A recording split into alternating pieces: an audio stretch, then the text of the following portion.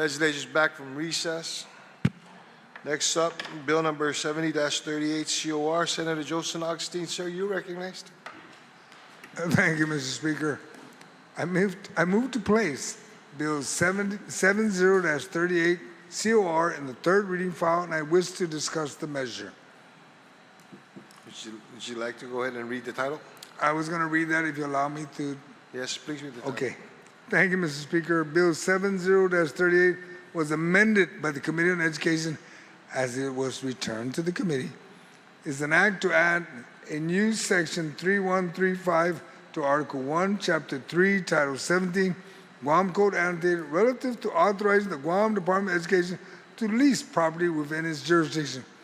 And it was introduced by myself, co-sponsored by Vice Speaker Tony Atta, Senator Tina Munoz-Barnes, Senator Vince Bora, Senator Chris Duenas, Senator Sabrina Salas Mantanani, and Senator Shelley Calvo. You can proceed. Okay, thank you. Mr. Speaker, Bill 770 was initially addressed in a previous session and was sent back to committee after several amendments were proffered by our colleagues. Today, after further review of those amendments, we are back with this amended version that includes most of the amendments. The amendments in this version includes language that 1, the subject property may be leased if the school cannot be utilized to alleviate double session. 2, the lease amount specified to the lease by charter school or government entity shall not be less than 60% of the appraised property value. 3, lease payments may be derived from legislative appropriation or existing funds available by those who truly call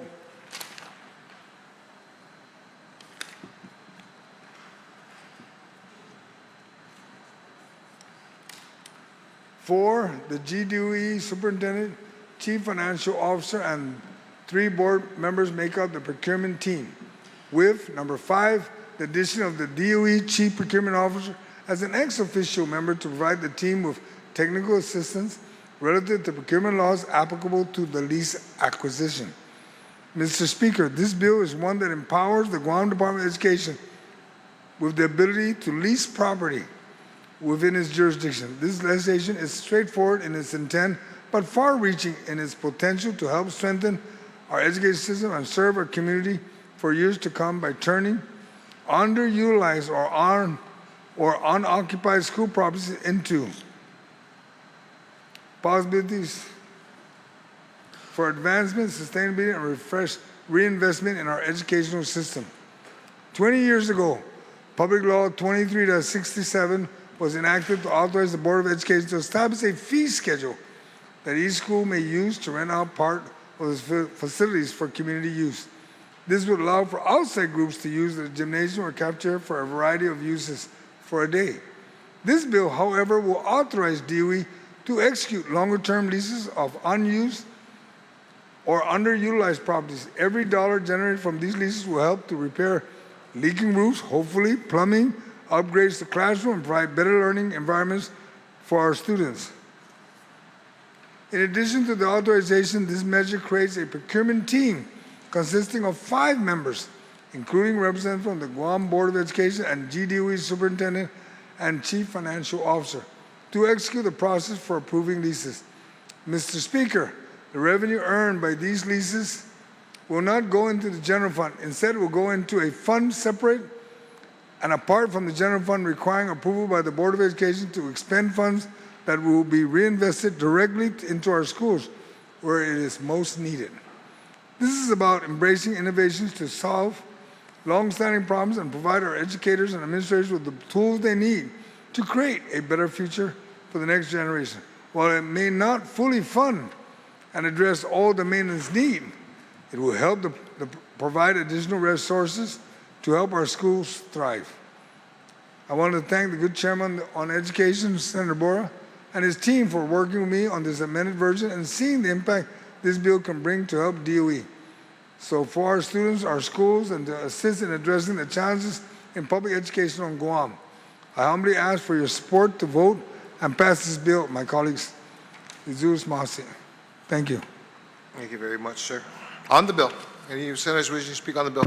Gentlelady, ranking member from Pago Bay, ma'am, you're recognized.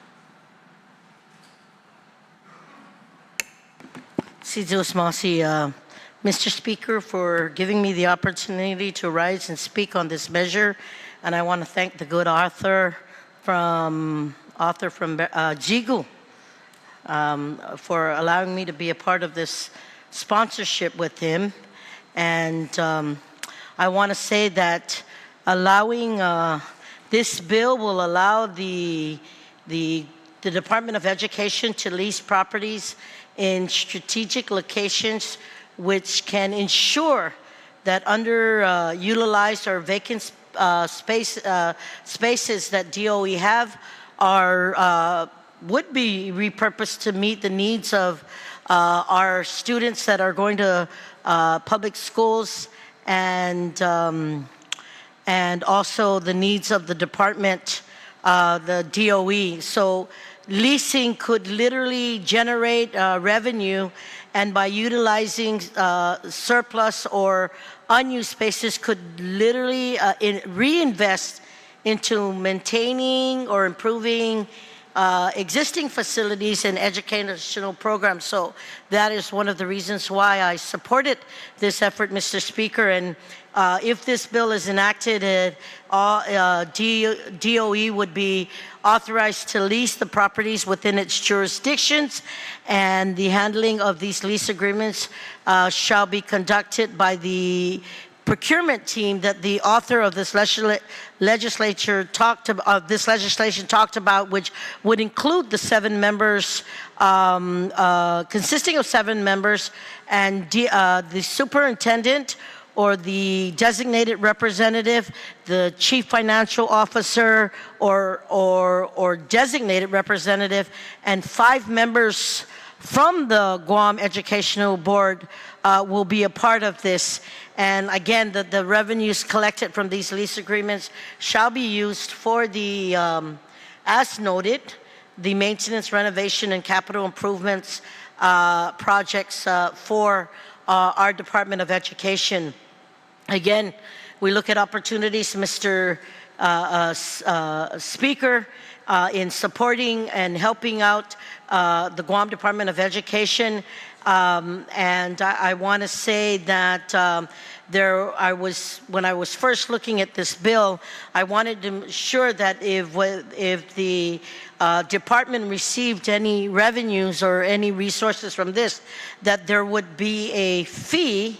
I mean, there would be an account that would be set aside, and those funds would go directly for DOE and not commingled with anything else. And I understand, as I look at the legislation as proffered by the good author from Chico, that he does have DOE authorizing to establish the fees and that process through the AAA. And if it not needed to be clarified, I can just continue to listen to what our colleagues have to say about this measure, and then maybe add if it needs further delineation. But I want to say that I support this bill, and I really think that the Board of Education and the members that would be included if this legislation were to pass would give it a win-win for the department and the board to,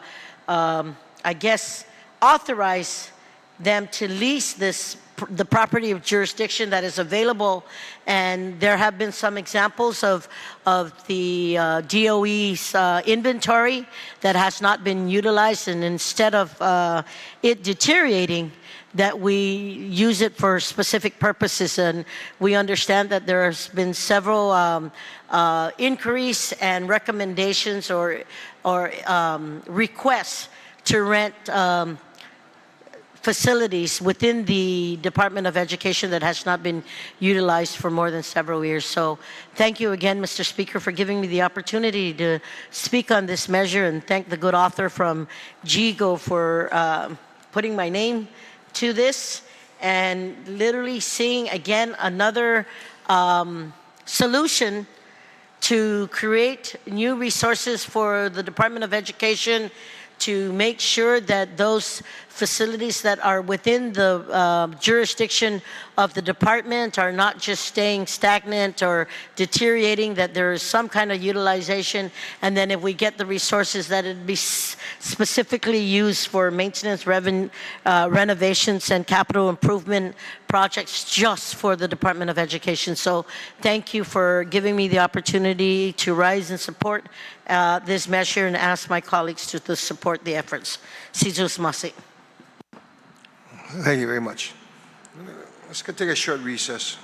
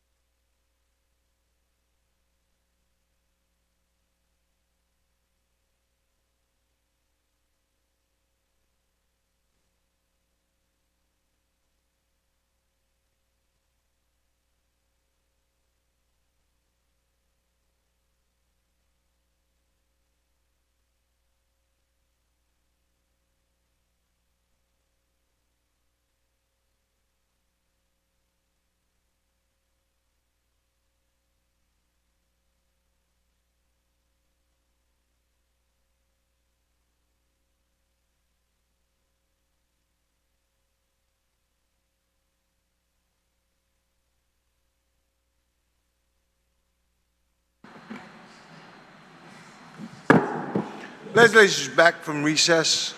The matter is cleared. Anybody wishing to speak on the bill? Senator Barnes had the floor. Can you find Senator Barnes? She was done already? All right. Anybody else want to speak on the bill?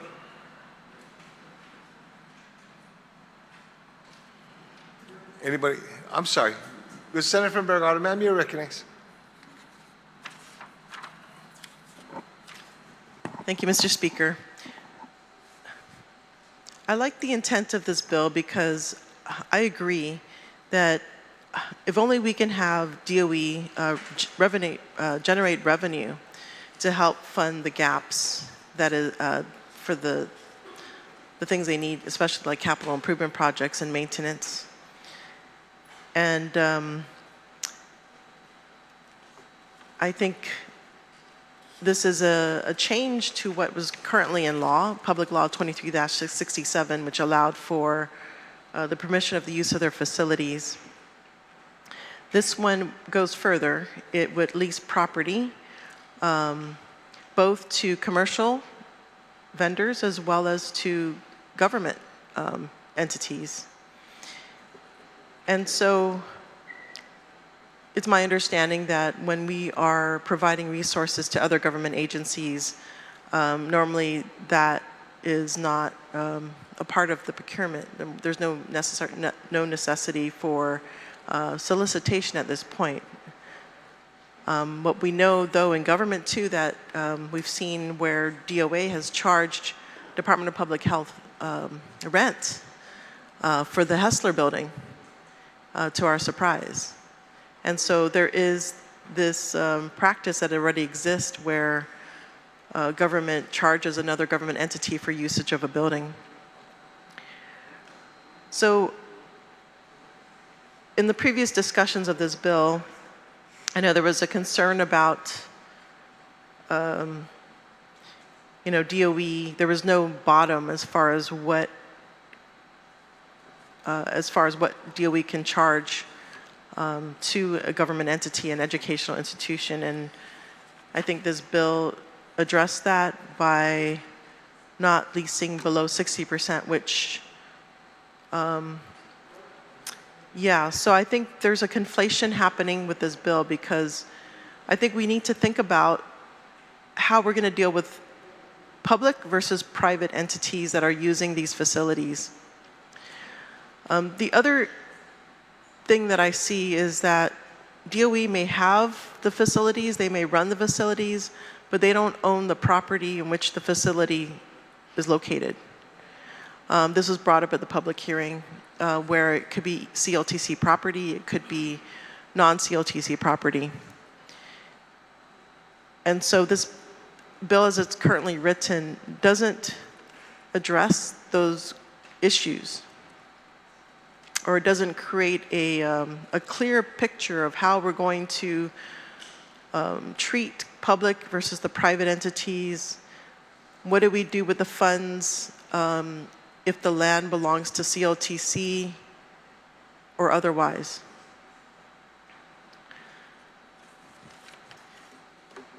One of the things that was stated in the public hearing, I believe Superintendent Swanson, he said that if he were to implement this, he would most likely hire a company to do this. And so there's a question about who has the expertise. We know DOE's responsibility is not in real estate transactions. And so the concern is whether they would get the best deal, right, with this particular bill as it's written. We have the superintendent, the chief financial officer, 3 members of the Board of Education, and the chief procurement officer. So there was at least there was a change in adding the chief procurement officer. But as far as the other 3 members, a lot of them are political. They're political members, and so no guarantees that they have this procurement expertise as well. Normally what we see is that there is a committee that's put together within that agency, normally within that agency, to weigh certain factors as far as how they're going to move forward with any kind of solicitation or RFP. So the bill does make changes, necessary changes, but I think there's still gaps that needs to be addressed.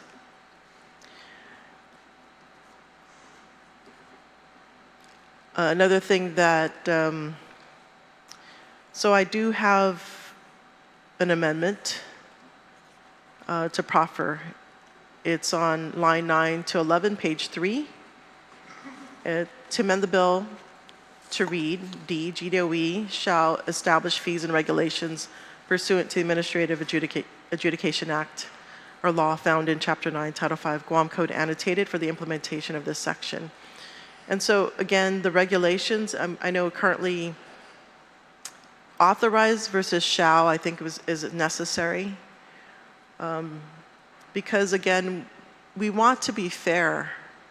We want to be fair to those lessees who, potential lessees of these properties, to ensure that they're getting a fair deal or a just deal. In regards to regulations, I think it's really critical, if it's a commercial vendor, there's certain parameters, I think, that need to be outlined. For instance, I believe, again, this was stated in my past, in the past debate, that there should be some sort of plan for DOE moving forward. If they're going to identify specific schools or specific properties that they want to lease, what is their plan for them and how can they maximize the revenues from that? I think that's really critical. Planning is really, really critical to success, as we all know.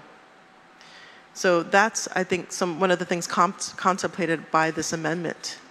The other thing is appraisals. I know the bill, we all assume that it's going to be done by professional, but we want to make sure that they are licensed appraisers and pursuant to law. That would be nice to see in the regulations. The other thing is that the lessee does not impair current or planned instructional capacity within, at least 3 school years, and that we can expect to see net revenues to support these badly needed capital improvement projects, maintenance and renovation. I'd like to see in these regulations also the terms, right? How long are we going to lease these properties? So right now, it's really open as far as commercial, potential commercial lessees. So at this time, I would like to ask my colleagues to support this amendment to change, require that GDOE establish fees and regulations. Since it was Masi. Okay. On the amendment found on page 3, lines 9 to 11. Does everybody, it's AB 70 SFP L9-11P3. First off, do everybody has a copy of it? Okay. Gentle lady from Tamuning, ma'am, you are recognized.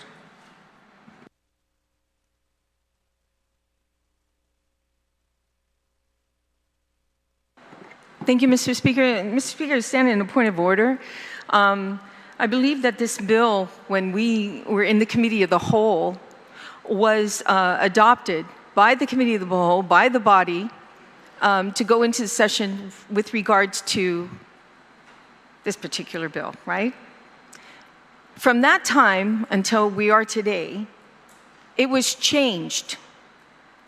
So all I'm asking, I mean, I have no problem with the bill. All I'm asking is that we stay the course, because we're starting now to do amendments to the bill, before we even do amendments, that to ensure that this bill is substituted on the floor and accepted by this body because it was changed in between committee and rules until we are today. So I'm asking, Mr. Speaker, if we can please do this properly. So before we start these amendments and have to go all the way back, and ask that the author of this legislation to stand up and proffer a substituted version on the floor. That is called for, since, you know, I appreciate it, Mr. Speaker, if we can make that order. Okay. Take a recess.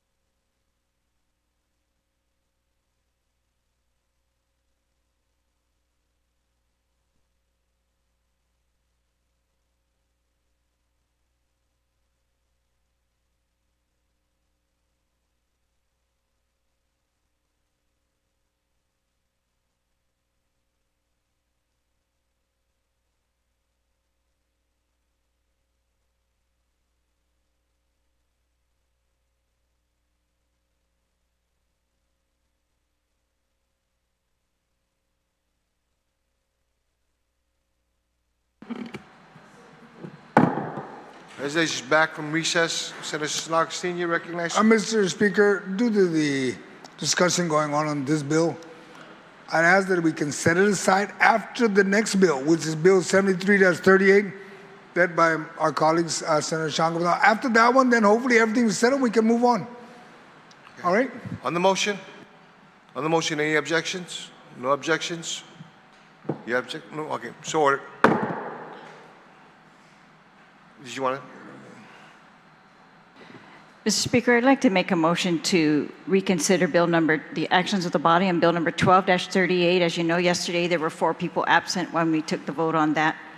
So that's my motion, is to reconsider the actions of the body on Bill 12.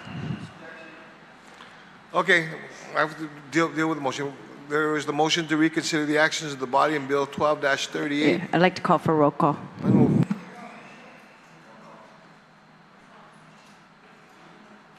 Okay, there were three calls for roll call. What was that?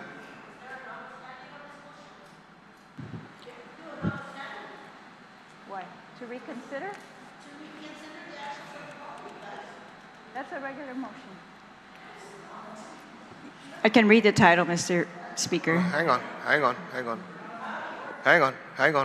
Let's take a recess.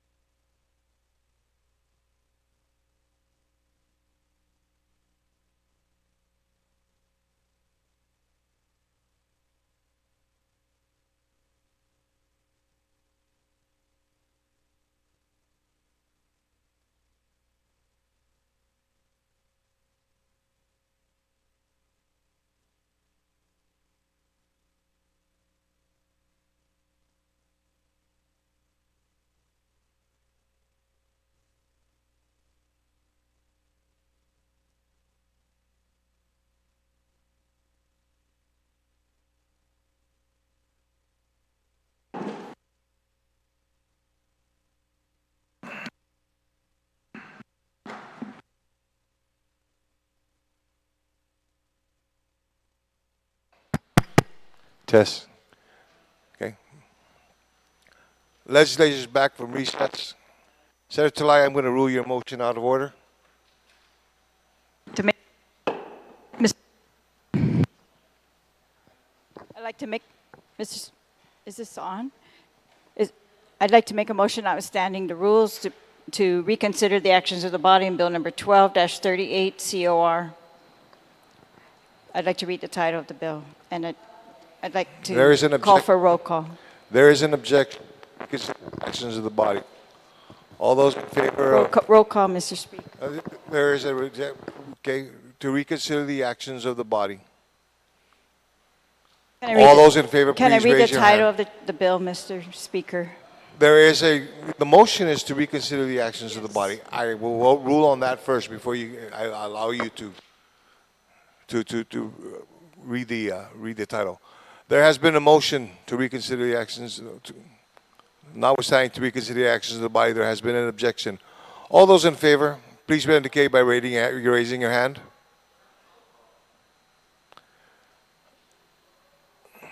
There have been 3 calls for roll call, Mr. Okay, well, 3 calls for roll call on the reconsideration. This is not a okay, on whether or not we will entertain the motion. There's been a call for roll call by 3. Clerk, roll call.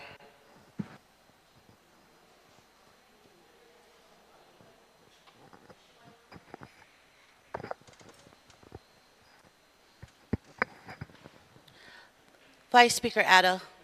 Vice Speaker Adda, nay. Senator Barnett. Senator Barnett, yay. Speaker Blas. Speaker Blas, yay. Nay, I'm sorry. Speaker Blas, nay. Senator Borja. Senator Borja, nay. Senator Calvo. Senator Calvo, nay. Senator Duenas. Senator Duenas, nay. Senator Gumatautau. Senator Gumatautau, nay. Senator Lujan.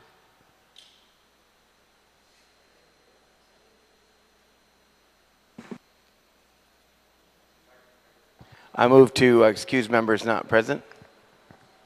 Mr. Lujan is at an event at the airport.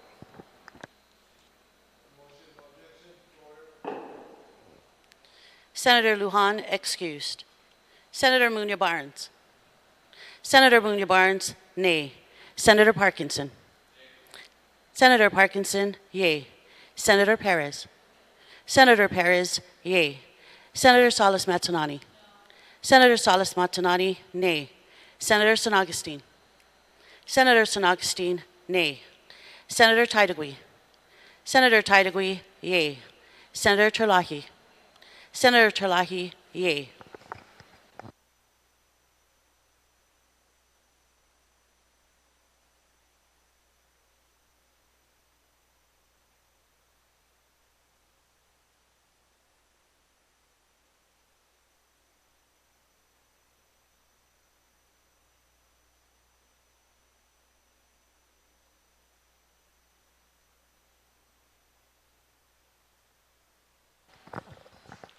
On the motion to reconsider the actions of the body, it received 5 yeas, 9 nays, 1 excuse. Motion to reconsider is failed. Moving on. Bill number 73-38 COR, Senator Sean Gumatautau, you're recognized.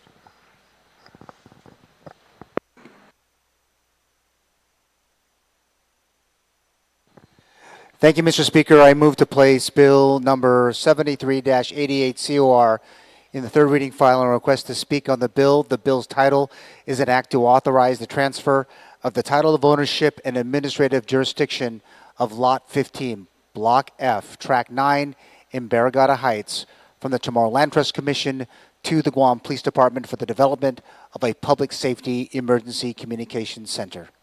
You can proceed. Thank you, Mr. Speaker, for the opportunity this afternoon to discuss Bill 73-38 COR. When it comes to communicating emergency information to and among first responders, interoperability is a problem not unique to Guam. In some cases, emergency responders cannot talk to some parts of their own agencies, let alone communicate with agencies in a neighboring village. Our public safety friends nearby in the Commonwealth of the Northern Mariana Islands, or our federal partners who share in law enforcement actions in and around critical federal assets here in Guam. And when time is of the essence, the results can be catastrophic. Bill 73 is our policy solution to protect lives and property in the critical time from call to response to resolution. Mr. Speaker, if anyone knows how vital emergency communications are, sir, it is you. Many others have had lived public safety experiences in this hall, those still around and those that may find a way here at some point. We must provide this support for this critical role in public safety. Guam Police Chief Stephen Ignacio said during the May 22nd public hearing, in part, quote, "There is a critical need to construct this purpose-built facility in a location that is centralized and in an isolated area, which is a strategic combination to ensure security, resilience, and effectiveness in emergency response operations," close quote.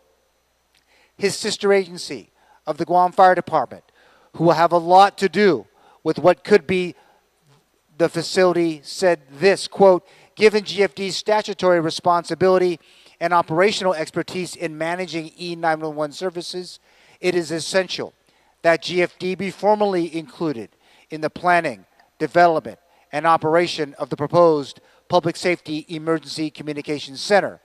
This inclusion will ensure that both GPD and GFD continue their vital partnership while also safeguarding the continuity, efficiency, and legal compliance of our emergency response systems," close quote. A role that you are also familiar with, Mr. Speaker. Current Homeland Security Advisor Esther Agagi remarked, quote, "From my daily oversight of emergency operations, I can attest that our current emergency communications infrastructure faces significant technological and operational challenges. The existing system operates on aging land mobile radio technology that requires immediate modernization to meet 21st century emergency response demands," close quote. Bill 73-58 is the first step towards that 21st century facility.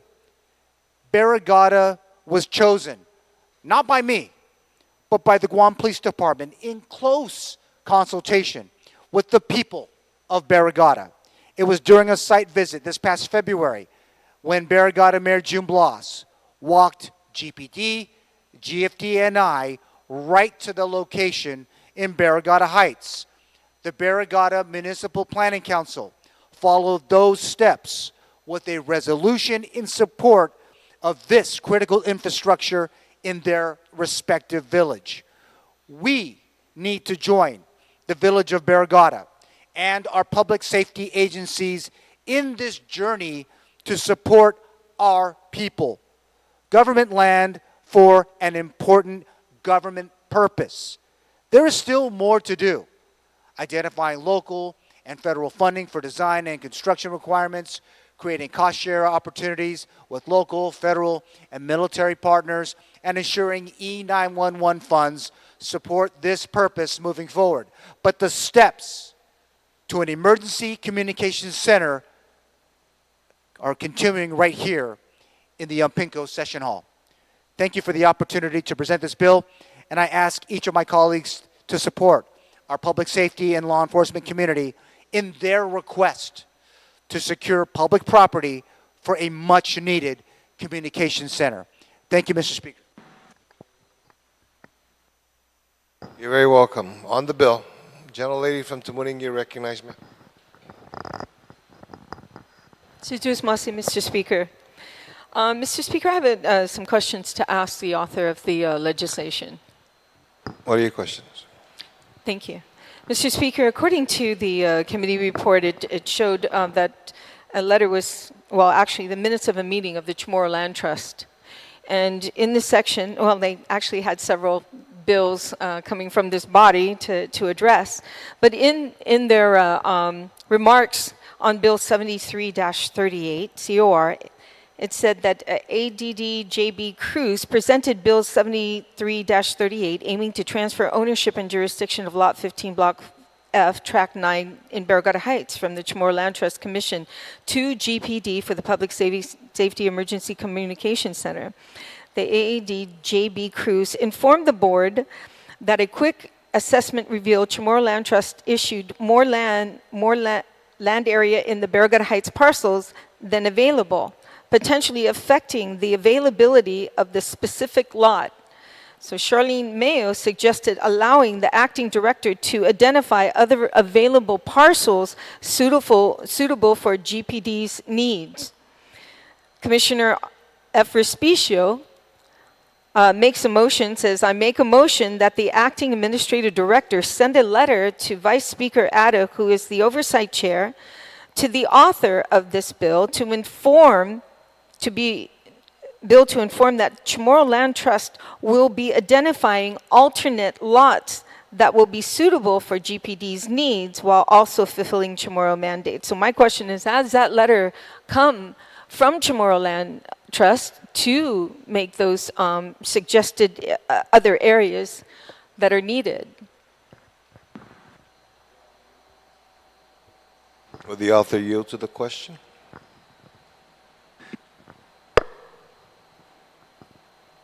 Mr. Speaker, this parcel was brought forward to the Guam Police Department from the mayor of Barrigada, June Blas. In their initial planning and the initial, my understanding of the history of this particular lot, in the when they were developing the Barrigada Heights area, this part was actually set aside for a recreation area. In fact, part of the compromise here for her is she has playground equipment is also it's adjacent to the foster home center next to it, and again, they were the ones who recommended for this location, and I believe it is the municipality that currently has the title to this property, and so we're trying to get that for them. They're the ones who agreed, and they're the ones who came forward and said this will be here. So to answer your question, the committee that I'm aware of has not received that back from the Land Trust.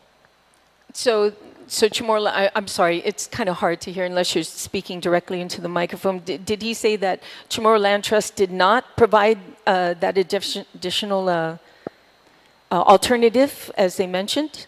There have been no alternatives. This was at the request of the Barrigada mayor and the municipality of Barrigada. I'm sorry. No. No, they did not. No. Okay, so okay, so they did not. And another question I had to the author of the legislation, the building of this facility, I know that everyone's strapped for cash on, infrastructure costs out there, but there was something that the GURA had also put in their testimony. And it says that while we continue to fully support the mission of the objectives of the Guam Police Department and current consensus information, current census information does not support the use of HUD CPD funds for the development of the Public Safety Emergency Communication Center at this time. So what is the alternative on finding funding for this facility? The author yield to that question. Sure. At this point, there's no, they're trying to get the land first to be able to do this. They will not be able to do anything else without getting the property in their possession. And whether or not GURA is a funding source beyond, they need to get the land first. Does Thank that you, Mr. answer- Speaker. Does that answer your question, ma'am? Yes, and kind of similar to public health, the GCC wanting to get the property first before they can go out to grants, but that situation, they already know who to go after, to ask for the grants, because they were told they need the property first in hand where they're going to get this grant. So that was my question to ask. Did at least GPD give a designated area which they're going to try to get this funding from? And so that was a question I had, Mr. Speaker, for the author. I think he did answer that already, ma'am. So the answer is no, then. There is just no, just give them the land, with no plan. Okay, and we also heard from Chamorro Land Trust that they have an alternative, to send a message to the oversight to give to the author of the legislation, because there might be some other areas in which we can provide homes where there's actually sewer set up, because Barragata Heights, they have sewer up there. They also have roads. They have an area that people who get Chamorro land can actually, it's much easier to build their homes on, a lot faster too. And, every time we take away from Chamorro Land Trust, we're taking away two things. The ability for Chamorro Land Trust to build their coffer, to put money in their bank so that they can have infrastructure for these homes. And two, we're denying these people, the people of Guam who've lined up 2,000 so far waiting for, their opportunity to have a home when land was taken away from them. And here this body continues to start taking land away from what this Chamorro Land Trust was built and established for our people. I've had several people come to me who are, waiting in line. I've been waiting as a senator I've been waiting since 1989 to get property. And even further back.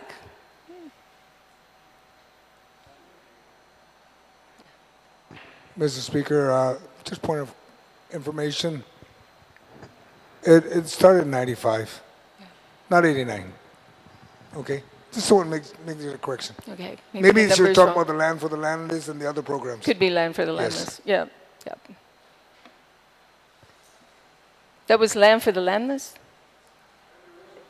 1989. Okay. But Chamorro Land Trust, okay, go ahead. If there was a.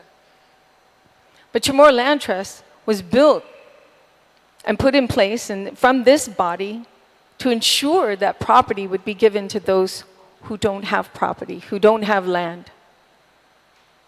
I mean, this is another reason why most of our people are leaving this island.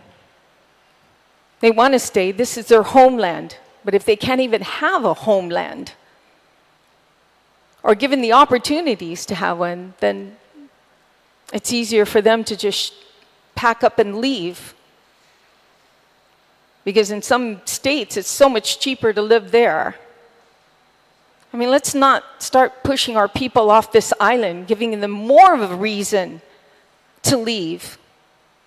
Because we didn't give them a fighting chance. Especially when laws were created way back when. Whether it's land for the landless or Chamorro Land Trust. It does the same thing, no matter what year it was. Because it matters today, 2025, it is in play today. And that's what matters.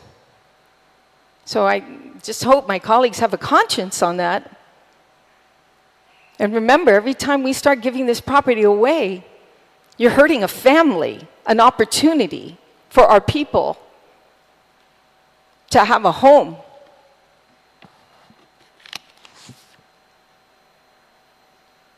Thank you, Mr. Speaker. Thank you very much. On the bill, gentleman from Tumuning, you're recognized.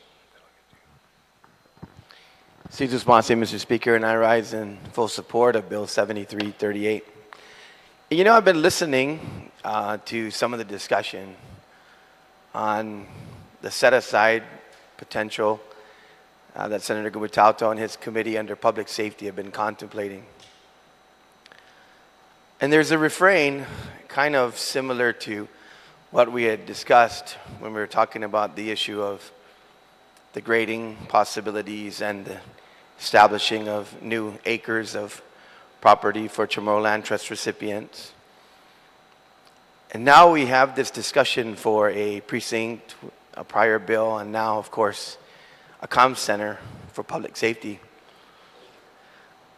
I saw in the bill that this particular piece of property is somewhere around 10,000 square meters, a little over 2 acres in Barragata Heights, an optimal place for a comm center. You know, Mr. Speaker, I got to do this again. How many years? 2 licenses issued, 2 leases. Hundreds of acres in Jigo. A subdivision that has been proposed, 2 other subdivisions when I was working at land management with CLTC and others, and even GITA with programs to try to fund Guam housing. Millions of dollars. They couldn't pull it off because the land's not ready. Infrastructure's not there. Planning's not being done. You know, Mr. Speaker, the individuals that are proposed to be recipients of CLTC and build a home eventually, I think, want a home in a community where public safety is strong and vibrant. A home in Jigo next to those subdivisions where there's a precinct. We know that Jigo has grown exponentially over the last couple of decades. And the proposal is Jigo for one of the other bills we were being discussed. And now, you've got a comm center being proposed where GPD and GFD will share the ability to have robust comms, which is critical for our public safety, as you know. I don't want to date you, Mr. Speaker, but I think during your day you had probably a 3-pound Motorola radio attached to your hip on your motorcycle, and you would put it in your container in the back of your Harley when you were riding bike. But you know, I could see if we were giving it a, trying to do a lease for a restaurant, or maybe do a lease for, some kind of other entity, business, but for public safety? As was mentioned earlier, there was the set aside of properties that was ordered by Governor Adat when the land trust was inevitable. Prior to that, all of this property belonged to the government of Guam inventory. And even when I left land management, Mr. Speaker, my team was still surveying and registering land. And I know they're still doing it. Beautiful property in Hagat, Umatek, several other areas, led by your good friend, Paul Santos and his team. I went on some of those survey trips, Mr. Speaker, and I said, why are we doing this? Paul said, because this is government land, but it's not registered. He said, in fact, boss, you know what? A lot of the Chamorro Land Trust properties, one of the biggest issues, they're in the inventory, but they're not registered. We got so many problems that have yet to be resolved for distribution of land, yet we're trying to do a couple of things that have the potentiality of preparing properties, of preparing lots that otherwise had other designations that can be exchanged for public safety, and we act like we're depriving folks from their home and they just might give up and leave when, my goodness, please show me at some point where there's an issuance of 5 licenses, 10 licenses, 20 licenses, a miracle, 50 maybe even a subdivision.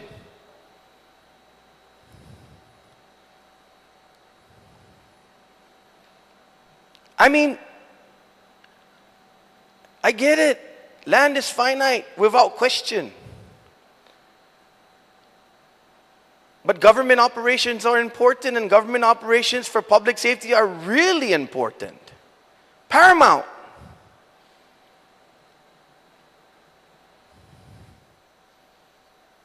We continue to ask public safety to do more, especially in the light of this buildup. I would imagine, Mr. Speaker, the potential might exist for GPD and GFD to work with the feds on this comm center, because it's going to be important for them. We have laws on the books, Mr. Speaker,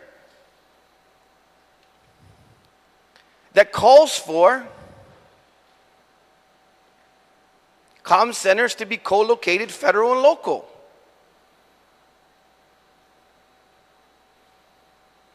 So, I don't berate anybody for their argument and their discussion of misdeeds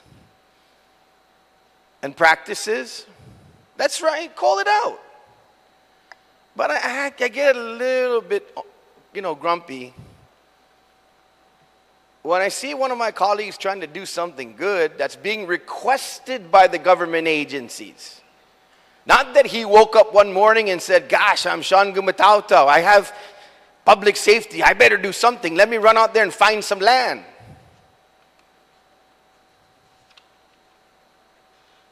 He's got a fiduciary responsibility. He's the public safety chair. I'm sure they brought this to his attention. He might mention that in his closing. I'm sure he weighed, probably going to take a couple dings for this. But I'm sure he made up his mind that if public safety is asking for this, if they believe, like in Dedido Precinct and in Hagat Precinct and in Sinahanya Precinct, that actually we're only done, Mr. Speaker, you know this, in the last decade and a half, might just provide opportunities for public safety for our people. And might actually, just by some miracle, improve comms and response time in an era when our people are beleaguered. Just get on your neighborhood chat and see the pictures of cars around and people walking around the neighborhoods, and Jeff's Pirates Cove with a business invasion. A couple of days ago, I bet you they'll want a good comm center. And I bet you they won't have a heartache over 10,000 square meters. I support the bill. Mr. Speaker. Thank you very much. On the bill, gentleman from Mipen, you're recognized, sir.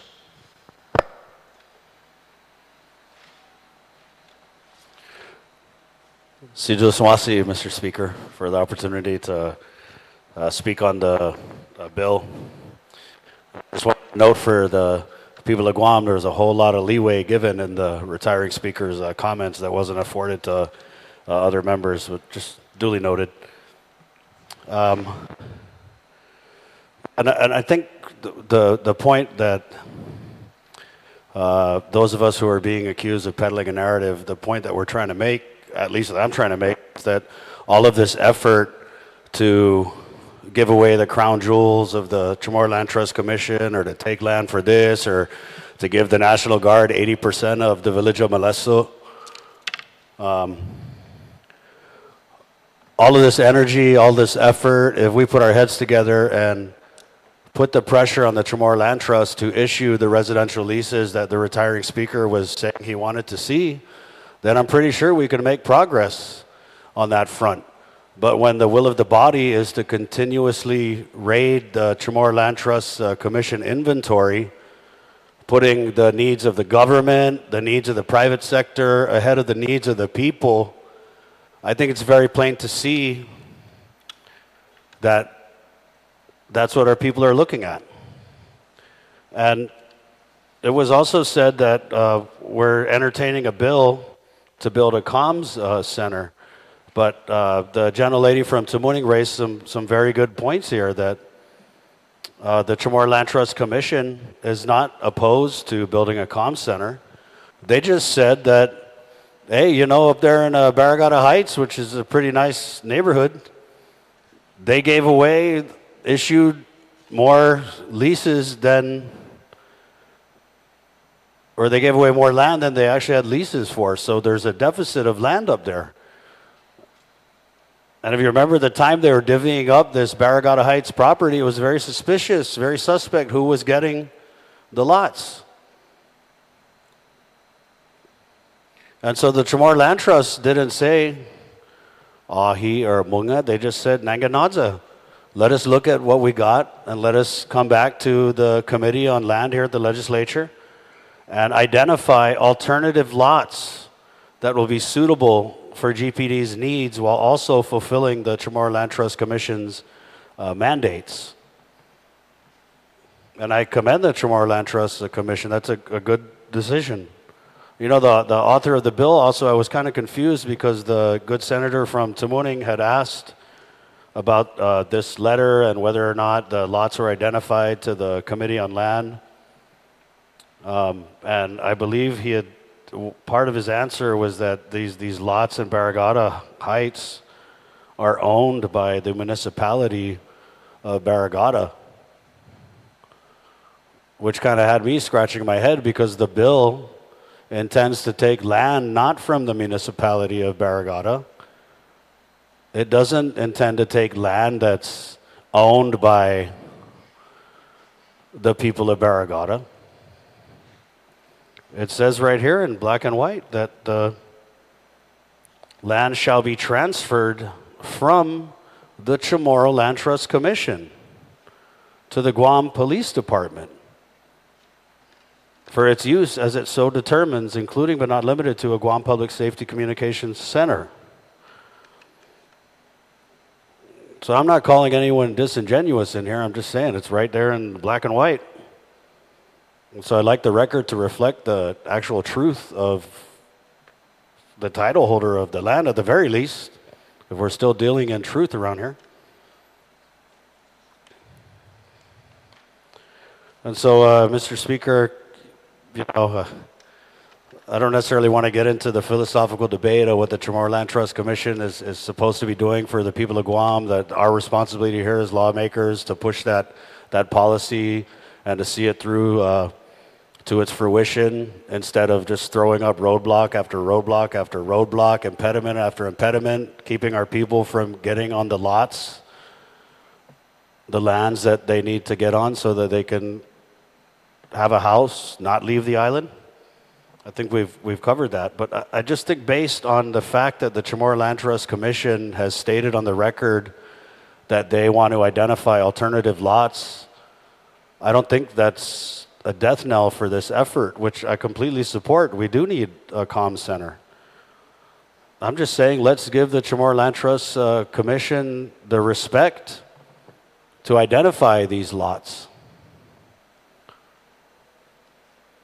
I mean, maybe there could be some follow-up with the committee. I'd be glad to say, hey, what lots are you talking about? Let's look at it. And we see this a lot in the public hearings. If you attend these hearings for these bills where they're trying to take inventory from the Chamorro Land Trust Commission, you know, a lot of times, unfortunately, or fortunately, depending on which side you're on, the commission says, hey, hold on, we have a spot right down the road. We have a spot that you're already building something on. Maybe we could look at that property instead. But what ends up happening is you have these interests, whether public or private, that push these pieces of legislation through. And it's like we get in here and we don't want to hear it. We don't want to hear that the Chamorro Land Trust supports this and they have an idea about alternative lots that may be more suitable, or I think the point was that maybe even available, right? Because that's what they're saying. They're basically saying, hey, Ketunaza, we issued all the leases for Barragata Heights. So let's find a spot where you can actually have a spot. And so just with that, Mr. Speaker, I'd like to at this time motion to send the bill back, notwithstanding the House rules, to send the bill back to committee so that the committee can do the work of contacting the Chamorro Land Trust Commission and identifying these alternative lots.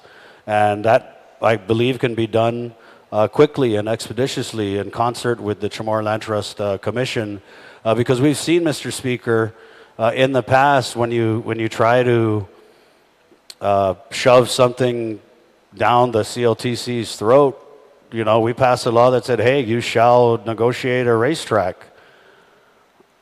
And where's that? There was an alternative measure that supported what the CLTC wanted to do that wasn't entertained, and I'm just saying that we should respect the CLTC's authority. So I just asked, I don't know if you're allowed to contra your party chair in here, but I'd ask the support of my colleagues to send this bill back to committee so that we can again give the deference and respect to the Chamorro Land Trust Commission, who isn't saying no, they're just saying not on this in this area because frankly there's no land there. So I just ask for the support of my colleagues on that motion, Mr. Speaker. Sidus Masi. You're very welcome. There's been a notwithstanding motion to send the bill back to committee. Are there any objections? There is an objection. All those in favor of sending this bill back to committee, please indicate by raising your hand. Motion fails. Any other senator wishing to speak on Bill 73-38 COR? With any other senator? Gentle lady from Pago Bay, ranking member, you're recognized. Use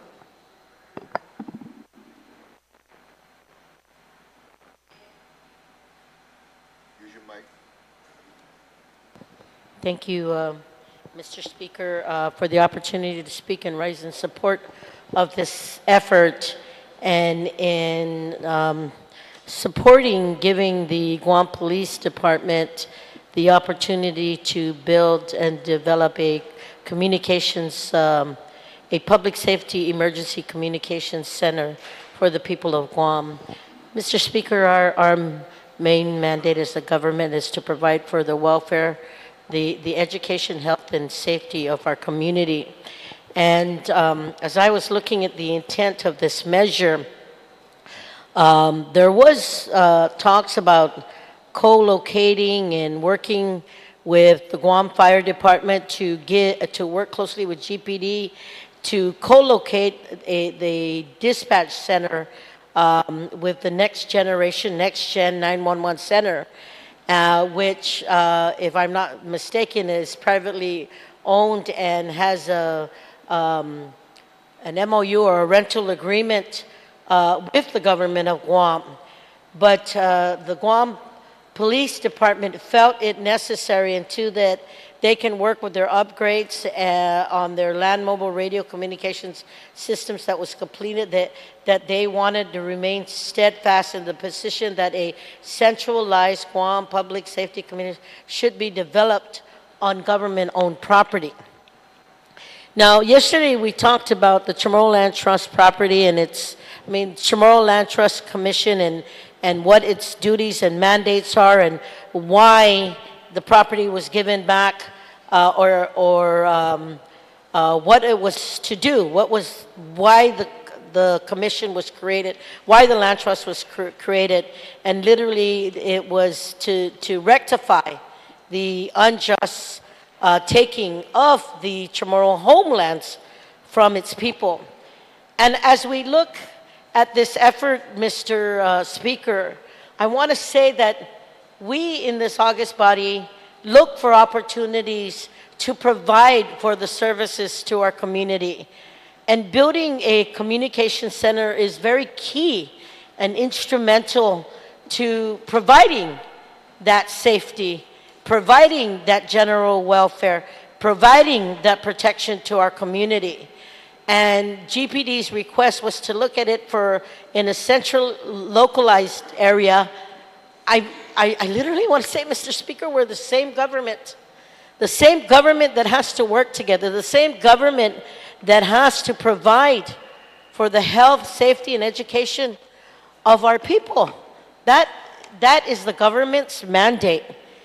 And when I look at this legislation to provide for that, it fits within the guidelines. And if you further look, Mr. Speaker, at the enabling legislation, there are different areas and different approaches of how the Chamorro Land Trust should exist and what they need to do.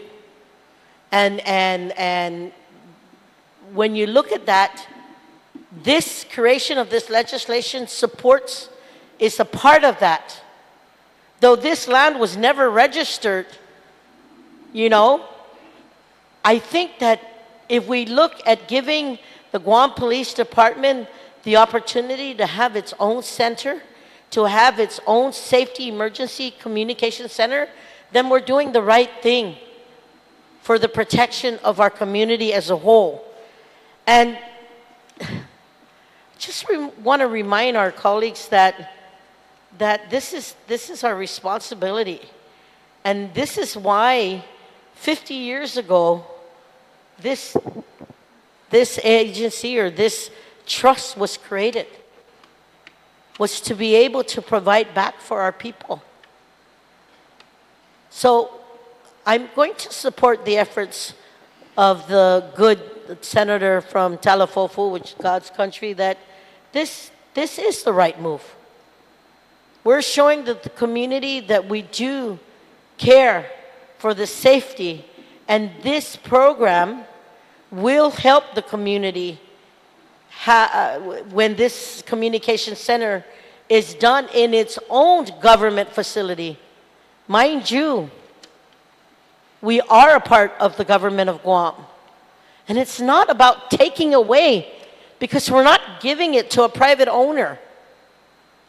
It's part of the government of Guam. So, I said I was going to be brief, Mr. Speaker. I stand and rise in support of this effort, and I thank the good senator from Talafofu for proffering this amendment and working closely as the oversight chair with the Guam Police Department, because this support shows to the community that we want them to have the necessary equipment and the program and the system in order for them to operate and be centrally located so they can have the access to all parts of our island. So I support the efforts, and thank you for giving me the time to speak on this measure. You're welcome. On the bill, are there any senators wishing to speak on the bill? Gentle lady from EPA. Jonia, did you want to speak? Did you raise your hand? You are recognized.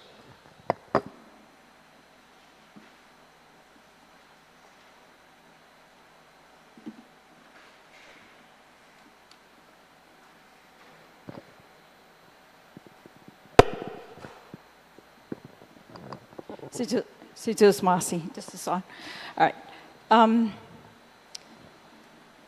The Chamorro Land Trust, as the previous speaker indicated, is a land restoration program intended to rectify unjust, massive land takings by the federal government from the people of Guam.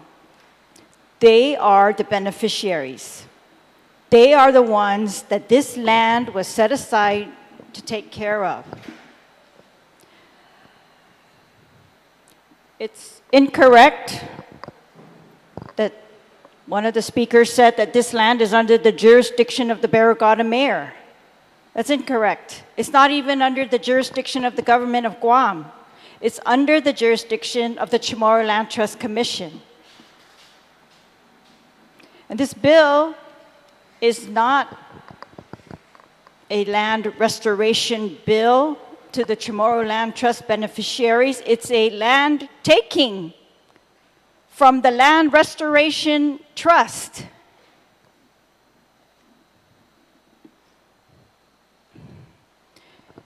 It's Chamorro Land Trust property. In fact, the Chamorro Land Trust said they've awarded these properties to lessees. You're going to take those out of their hands as well? This property, by the way, is on the top of Barrigada Heights, top of the hill.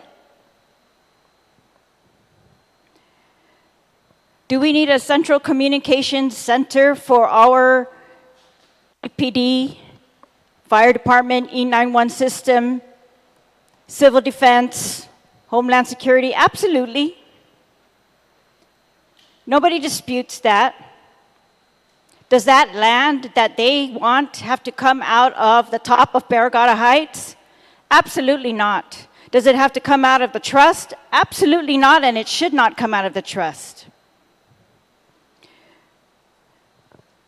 What we really need from these agencies is a plan to work together going forward. We heard from the fire department, they want co-ownership because they run the E911 system. Even civil defense, they're part of it. We're going to move this communication center away from them, away from Agana Heights, government house, I don't know, homeland security. They said GITA is going to help them with financing. Well, GITA can help them with the property as well. So can GURA. So can the government of Guam, who owns property that was set aside and is not being used.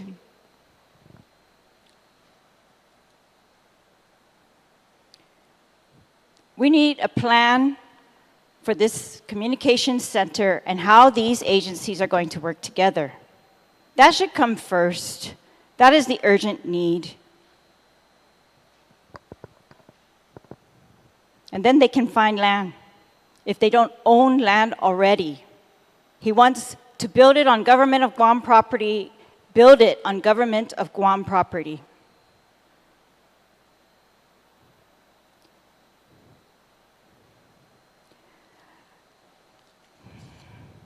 The bill says when they take the land out of the Chamorro Land Trust Commission, they're going to give it to Guam Police Department for its use as it so determines, including but not limited to a Guam Public Safety Communications Center. So maybe we won't even end up with one. And I think these agencies, they are working hard. This is an alternative that they propose, and I don't blame them for that. But I do blame my colleagues who say, I get it, because they don't get it. I beg to differ. They don't get that a trust,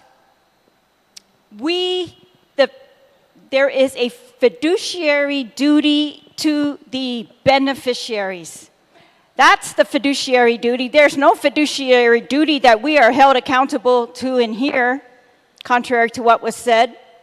That's the fiduciary duty that is enforceable and that I think we threaten. With every action that this body, and they have a whole list of them in this agenda to take land out of the trust, we bring ourselves backwards, first of all, in trying to rectify an injustice. We are creating more injustice. We also force them to violate their trust. If they want to license property to GPD, they can do that. They don't need us. They can license property to GPD that they find that is not already leased, if they follow their own rules and laws. But for us to go in and take the land and take it out of their possession from the trust, that is wrong. The ancestral lands face the same types of issues. And they tried to take land out of the ancestral lands bank to give to certain property, to certain people, to take care of them, but not to take care of the rest. And they were sued. And I think it's very important because the land trust was sued too. And we justified that this is a trust and that we were going to use it to rectify that injustice. I don't know how taking this land out in every other bill is going to justify that. And in the ancestral lands case, this happened back in 2012. Part of the decision is that under specific terms of the land trust and its enacting legislation, it is clear that the permanent removal from the fund of assets consisting of 2 large pieces of real property for the purpose of granting title to those lots to others constitutes a taking of a compensable interest in property, which implicates the Fifth Amendment. Because the public law provides no recompense to the dispossessed ancestral land bank for the permanent removal of 2 large assets from the trust, thereby depriving the dispossessed ancestral land bank of such income-producing assets in perpetuity, it likely affects a taking which violates the just compensation clause of the Fifth Amendment and Guam law. And this is from the decision and order in that case. And so I'm hoping that my colleagues are not trying to get our land trust back into court. And maybe they don't remember because they like to say, oh, they haven't had any leases. Yes, that's because of the fiasco that happened in Barrigada Heights that they're trying to settle. That's because of the lawsuit that happened where everything was put on freeze. But hopefully it's not going to be delayed any further from the actions of this body.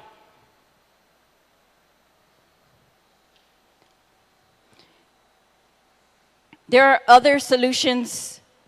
Why can't we do those?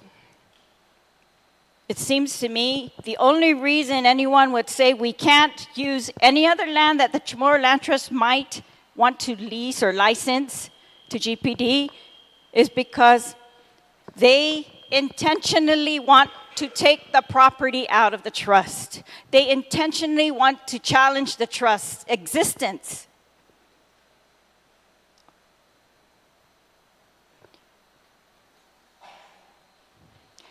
And I certainly hope that's not the legislature that the people of Guam voted for, Mr. Speaker, because I don't think the people of Guam wanted that. And I am very confident that the governor and all of the parties can find land for GPD to build their comm center, and that these agencies can first come up with their plan of how they're going to work together, how it's going to be built, what do they need to have inside it, and why does it need to be in the top of Barrigada Heights Hill versus over there at Agana Heights? Agana Heights is not a flood zone. The chief said he needed it to be out of a flood zone. That's the Office of Civil Defense, who also has plans to expand the facility, which means that it can be expanded. So I just ask my colleagues to look for other alternatives as opposed to raiding the trust. Sizus Masi, Mr. Speaker. Thank you very much, Senator. On the bill, any other senators wishing to speak on the bill? Gentlelady from Barrigada, ma'am, you recognize.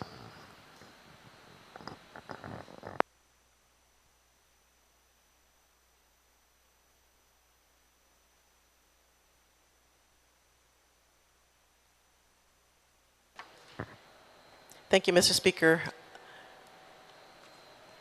It's hard to come after that brilliant talk.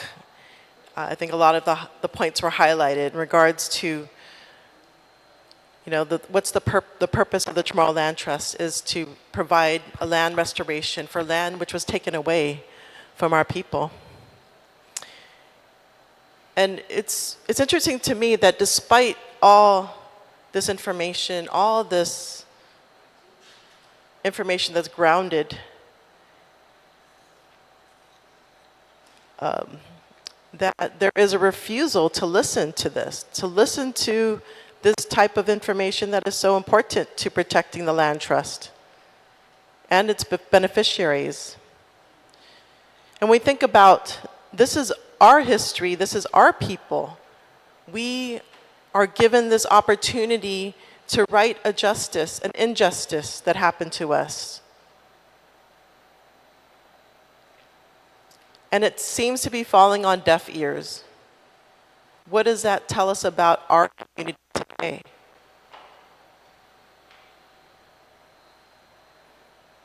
Are we at a point where we are now the internalized colonizer? I would hate to think that. But actions speak louder than words.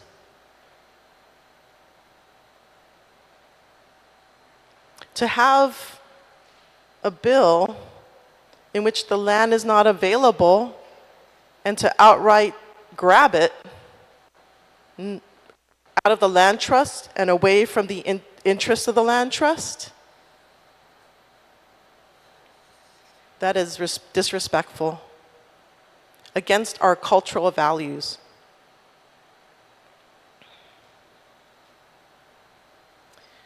And the bill talks about its use as the GPD determines, but not limited to a communication center. What is that? What is this property going to be used for? Is it going to be used for military purposes? Are we militarizing the Chamorro Land Trust properties? Is that the intent to, is that the agenda, the ultimate agenda, where it's trying to present itself as a safety for the safety of Guam?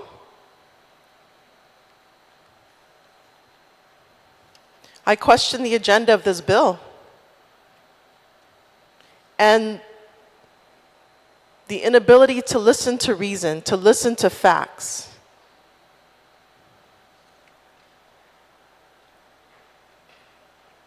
I mean, there's a pattern that's happening here.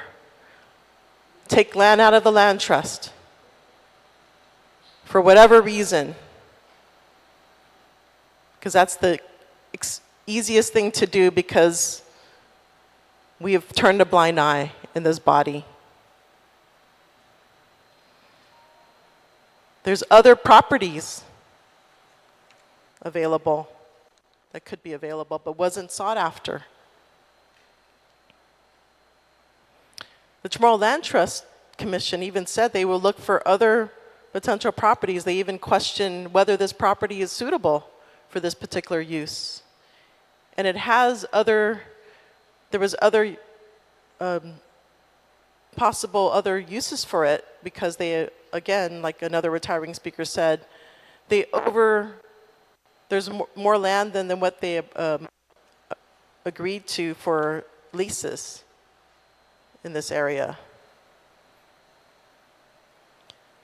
So although on its face it may seem to promote emergency communications, it is not transparent in what its intent is, especially if the land is not available. And the way it is written, for uses so it determines including but not limited to a Guam Public Safety Communication Center. What is that? The last thing we want to see is the militarization of our Chamorro Land Trust properties, which is the reason why we lost our land to begin with.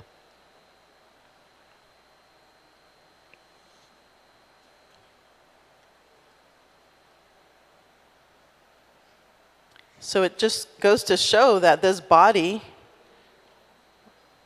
or at least some of the members in this body, want to prioritize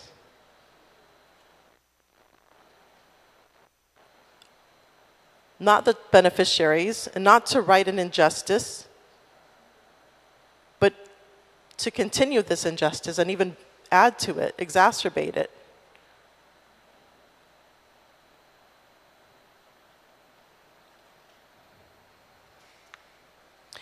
And this really doesn't go along with other land bills. Land bills, they're not codified. These things are not easy, they're not as transparent. And put this into a bill to say that this lot, which is not available according to the Tomorrow Land Trust Commission, to put a lot that's not available into a bill is highly suspect and highly unconventional.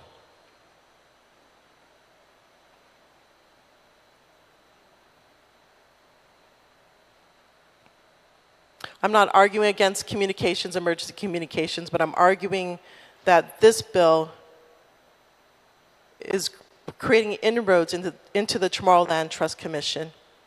And that's what I see as the intent of this bill. So do as Masi. Thank you very much, sir. On the bill, gentlelady from Agate, you're recognized, ma'am. Thank you, Mr. Speaker. Test. Okay. One of my colleagues mentioned whether or not we're still telling the truth here in the legislature on session floor. Well, here's the truth. In the past 30 years, since the CLTC has been in operation, 0 houses have been built. In the past 4 years, only 2 residential, yes, Senator Terlahi?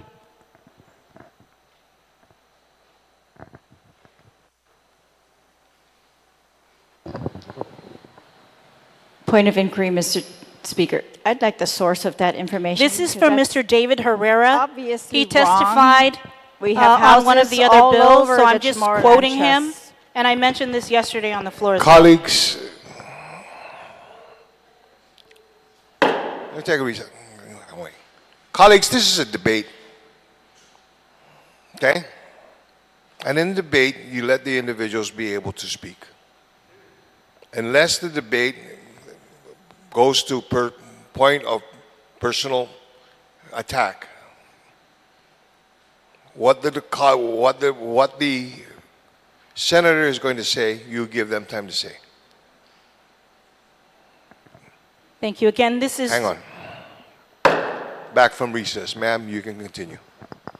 Thank you, Mr. Speaker. It was former CLTC board member, Mr. David Herrera, who said in a public hearing when he was questioned, in the 30 years of CLTC operation, 0 houses have been built. In the past 4 years, only 2, estimated 2 residential leases were issued, and that was from Mr. Joe Cruz of the Chamorro Land Trust Commission. Thousands of acres of CLTC property, no infrastructure.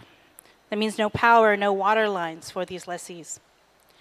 And so I just wanted to reiterate what a previous speaker had said, that we are not giving away land. We are repurposing it for our people, for public safety, for this 911 communication center.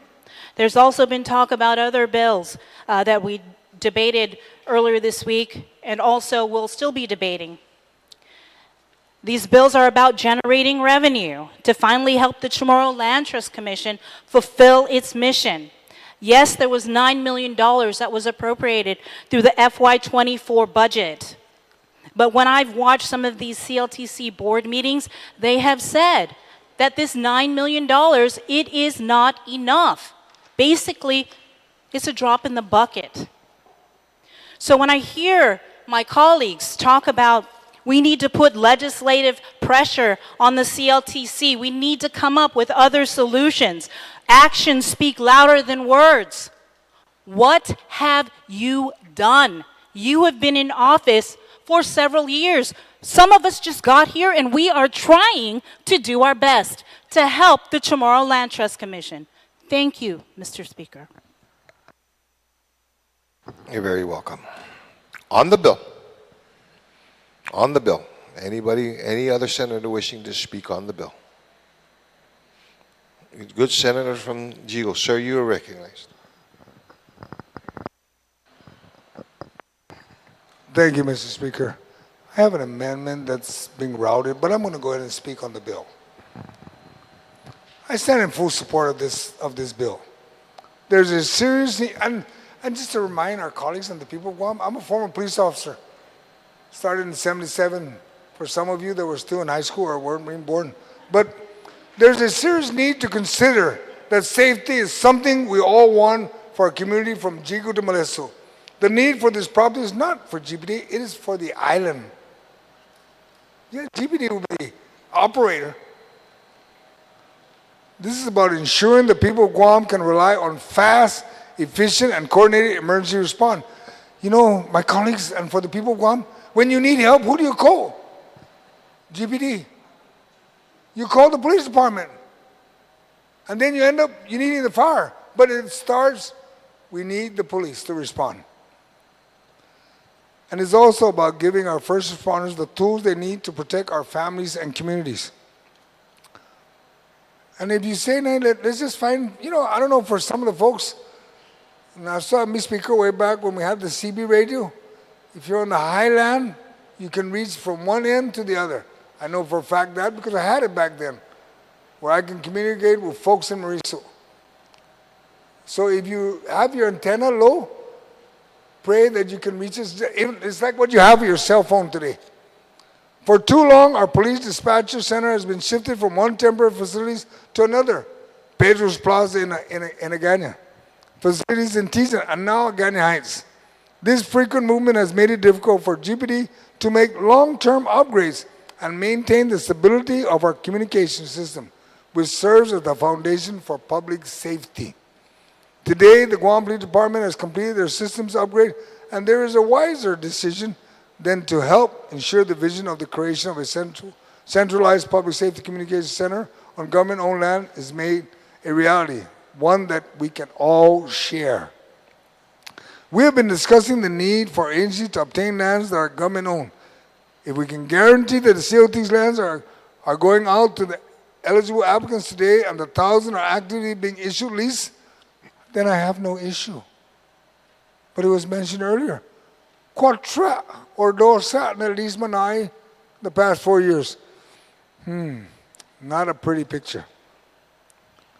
I say let's give GPD this property to enhance our island safety.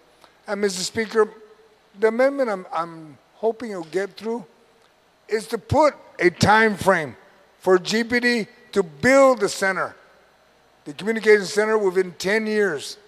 That's my amendment. Because if they don't build it, then it goes back to Chamorro Land Trust.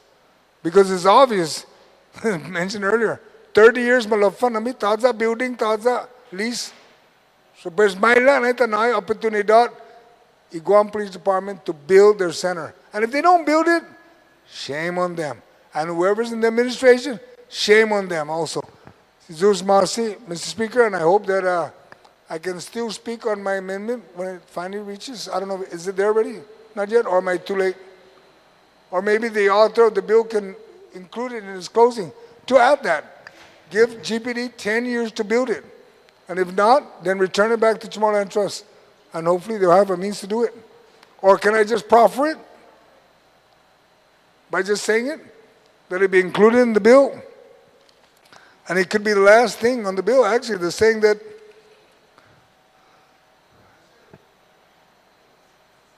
let's take a 1-minute recess. okay, thank you very much, Ms. Marcy.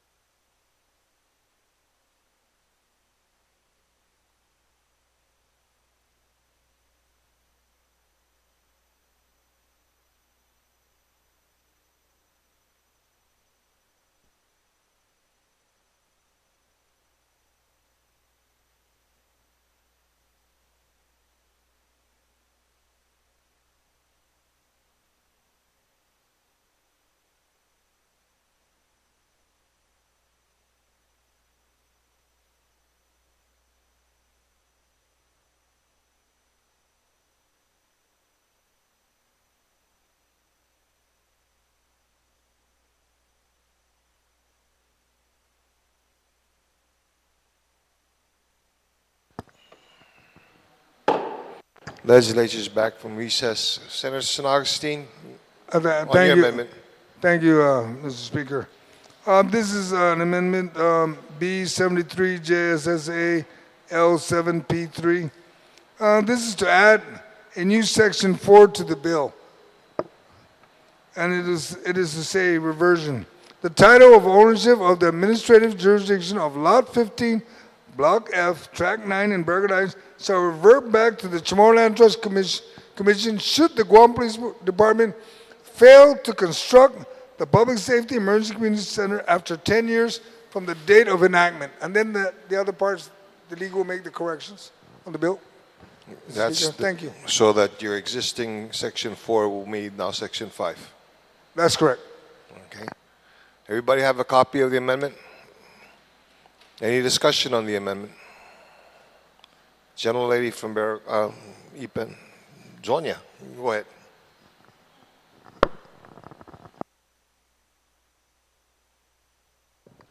Thank you. This is a good amendment, I guess, and that it will revert back if they don't use it for that purpose that they say they need it for. I question the 10 years because if they're not ready yet, that's my question. Why are we so urgently trying to transfer this property? They don't even have a plan yet. They haven't even made an agreement yet with fire department or civil defense. None of that is in place. And I think that we can ask them for that before we move forward with giving property out of leases that already are should be in people's hands over to police department. This is 10 years, and one of my colleagues was asking about, the land that was set aside. That's been set aside for 32 years, the same amount of time that the Chamorro Land Trust received their property. And the government of Guam has a whole list of properties that it has not yet used, a whole list of other purposes that these lands were reserved for, including housing, including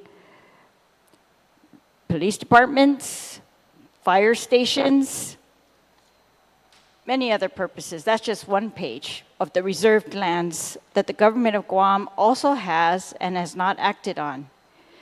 Whereas the Chamorro Land Trust has actually, in its 30 years, one of the previous speakers was correct. I apologize.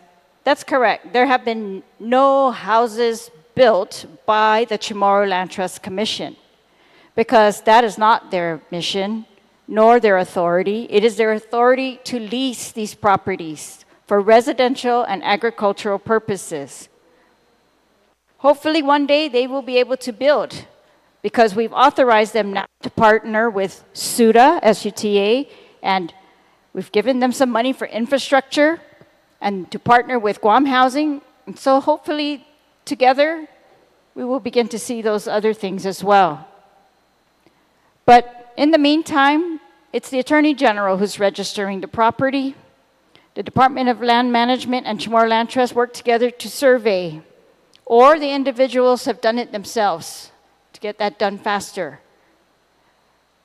But that's because they wanted to build on those properties, and they have built on those properties. And to say that there are no homes on Chamorro Land Trust properties is so, so far from the reality. There should be many more if these leases can move. Again, they had to deal with crazy fiascos from previous administrations, previous trustees, previous employees. The Attorney General got involved and there was a halt on leases for years. Maybe some of my colleagues just don't remember that or weren't here. There was also a halt because of the lawsuit for many years. And they are finally in the position to move on these leases. Instead of being diverted to do all these other projects, to put others in front of those residential and agricultural leases. As of September 2020, there were 2,901 leases. That's not enough. There's not enough housing on Guam built by the government either. So we all need to work together. We can help the police department, but that doesn't mean we have to hurt those others who have been awarded leases in Barragata Heights legitimately, or those others who are waiting for their leases to be awarded.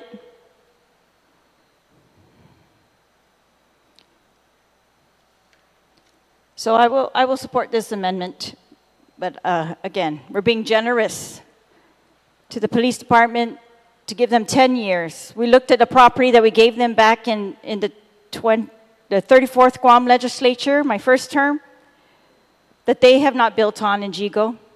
And today we come in and give them another property in Jigo. So I understand that these things take time, but in this case, there is not even a plan. There is no assurance of funding. There's no assurance of anything.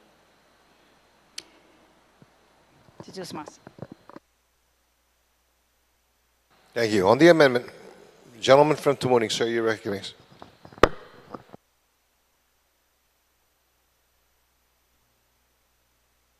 Sidus Masi, Mr. Speaker, and I certainly support the amendment. You know, Mr. Speaker, I know that even during your time, and I know in the administrations where we were able to build the precincts, we know that more than likely this funding will come from grants like CBDG and the like, because that's usually how we do this, or some kind of partnership. But, Mr. Speaker, we talk about plans. To make a plan, you have to have site control. You have to know where you're going to put. You can have a dream, you can have a draft, but a plan requires site control so that you can draw it, so that you can do A&E for it,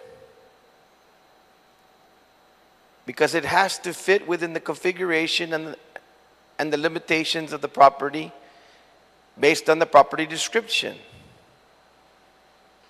So this discussion that make a plan, it almost reminds me of a few days ago when we were up at the hospital, and the discussion consistently was, well, we don't have the project yet because we don't know if the money's going to be there. Get the money ready. Get the plan ready. You already know your hospital's there. You know where you need to put your panel. You know what you need to do. So that when the money hits the bank, rock and roll. But that's because you know all the information already. You're on your lot description. You're on your physical property. But before you can even go and approach GURA or CDGBG or any other, even the SUDA programs going forward, you have to have site control on property that's surveyed and that's ready to go. Otherwise, you're not building a plan. You're building a model. But a plan is done just like if you're going to build your house, nice speaker. You have to have your land. You have to go to your A&E guy and say, here's my property description, so that he can find out where the boundaries are, everything else. Set up how your configuration is going to go before they can do elevations and everything else on where your property is. So the plan is not the birthplace. Conceptually, yes. But the reality is site control means everything. When you have site control of the property, you can go and start planning and bargaining. But I like the idea of the 10 years. I mean, it makes sense. Yeah, it may be generous, but it may be a reality for some reason.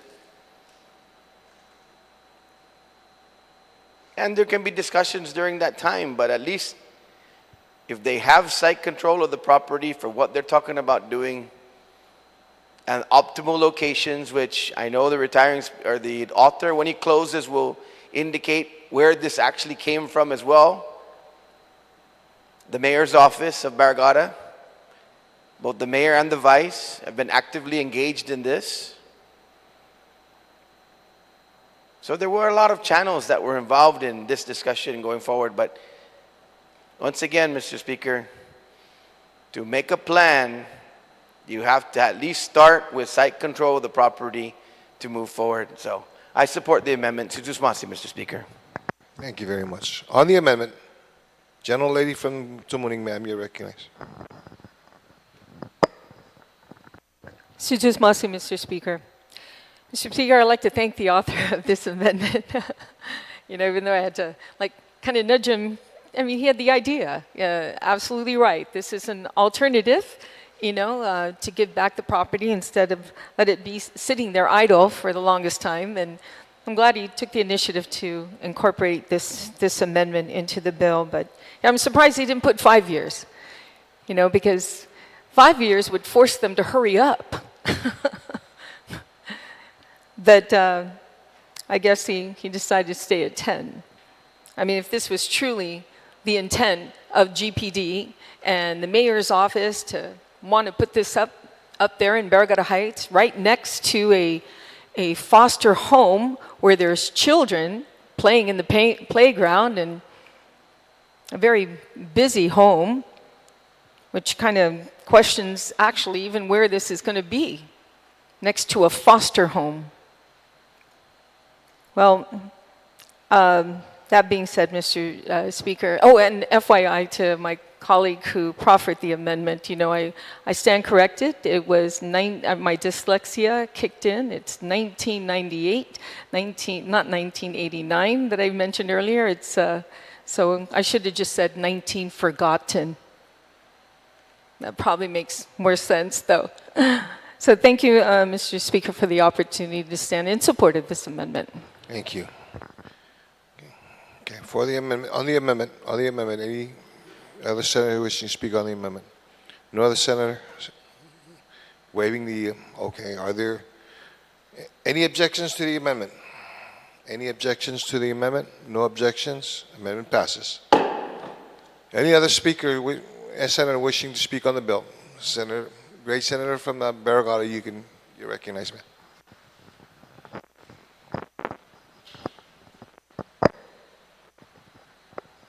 Sidus Masi, Mr. Speaker. Mr. Speaker, we often speak of progress, but progress is not merely measured by new programs or grand ambitions. It's also measured by how wisely we manage what we already possess, what we already have, our resources. Bill 73-38, Mr. Speaker, offers a path forward, a way to convert dormant assets into engines of service and sustainability. This bill addresses an underutilized parcel and ensures that there is a return to the people by directly supporting mission-critical operations once the Emergency Communications Center is up and running. In short, it reclaims idle property as a resource, not a liability. What I support in this bill, Mr. Speaker, is that it serves our community to provide through safety measures. I actually live around the vicinity, Mr. Speaker, so I'm very familiar with this parcel. With Bill 73-38, we bridge the gap. We enable better stewardship, reinvestment in the core priorities, and more resilient public service infrastructure. But this bill, Mr. Speaker, is not just about financial engineering. It is about accountability, protection, and integrity. I agree. very much so, that we must guard against misuse. But we must also not let fear of risk paralyze action. I, for one, do not agree to just hand down parcel. But this legislation strikes that balance. It harnesses opportunity while embedding responsibility. As lawmakers, we are entrusted with a sacred mandate to preserve the public trust. Bill 7338 honors that mandate by converting underused assets into enduring benefits. It does not solve every challenge we face today, but it is a bold, pragmatic step forward. So, Mr. Speaker, with everything that is going on in our island today concerning safety, this is the right time to push for additional safety measures or options to watch over our community. Basically, that is really where I stand. With the amendment in place, we are not giving away this parcel or this property. We are actually giving GPD the chance to build within 10 years or the property is revoked. So technically, it's a win-win situation. Let us show that this chamber can move beyond old limitations and embrace smarter, more sustainable governance. Let us transform potential into purpose. Let us turn dormancy into dynamism. Let us act now for our institutions, for our constituents, and our shared future. Mr. Speaker, I thank you so much for the chance to speak and deliver my remarks. I support this bill. Thank you very much, ma'am. On the bill, any other senator wishing to speak on the bill? No other senator wishing to speak on the bill? Senator Gumatalto, you can close on the bill.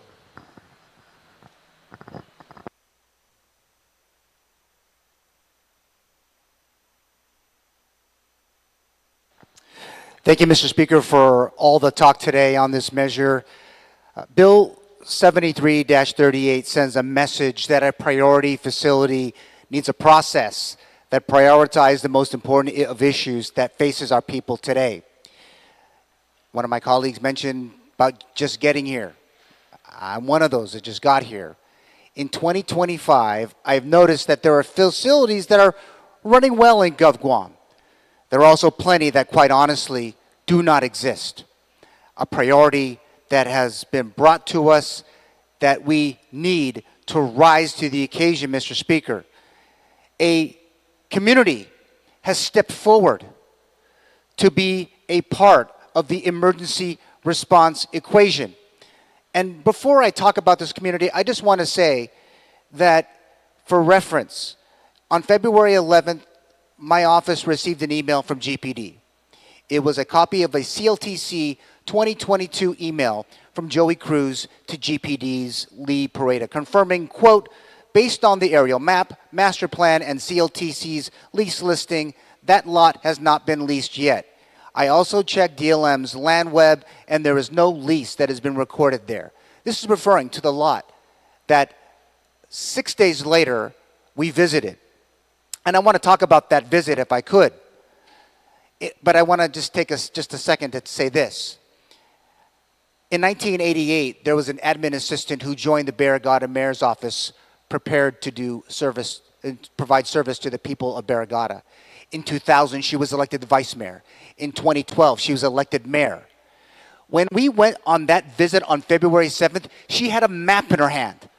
She is a spark plug who came up running to me, almost tackled me at Barrigada Heights, say, this is it. Well, we were waiting for this. And I say this because she was fired up. So was GFD. So was GPD that were there. Mayor June Bloss had been waiting for this moment as a public servant for this opportunity to assist her village. Again, a community has stepped forward to be a part of the emergency response equation. We, in turn, can and must respond to public servants like Mayor June Blas. To do their jobs effectively, public safety responders depend on sophisticated communication systems to relay mission-critical information in real time. I have worked in 2 branches of this government. We need site control to do things in both of those branches, and then they will work toward a plan. Absolutely, this is the first step for GPD. I will spend the rest of my time here, Mr. Speaker, looking at ways to help GPD build this emergency communications center. Local appropriations. I'm going to help lobby for federal grant opportunities or a combination thereof. Because, Mr. Speaker, I believe that is our responsibility. I ask my colleagues for their support on this bill, 73-58, and I ask that we, this 38th Guam Legislature, join Mayor June Blas of the village, the municipality of Barrigada, to join the Guam Police Department, to join the Guam Fire Department. And I'm going to just say it again, but join the people of Barrigada who want to do their part, and then some, to support all of the people of Guam with this particular facility. We're not quite there yet. But, Mr. Speaker, with that I say, let's move this bill forward. And, Mr. Speaker, I ask humbly to move and place bill number 73-38 COR to the voting file. Thank you, Mr. Speaker.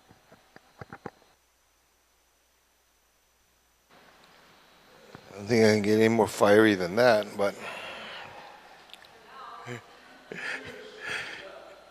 on the motion to move Bill 73-38 COR to the third reading, are there any objections? There are 2 objections. Okay, so therefore, by show of hands, all those in favor of moving Bill 73-38 COR to the third reading, please indicate by raising your hands. Motion passes. Senators, it is now 5:20. Let's go ahead and take a dinner break and be back here at 7:15 tonight. Okay, it's 5:20. Come back at 7:15. We reconvene at 7:15 tonight. We are in recess.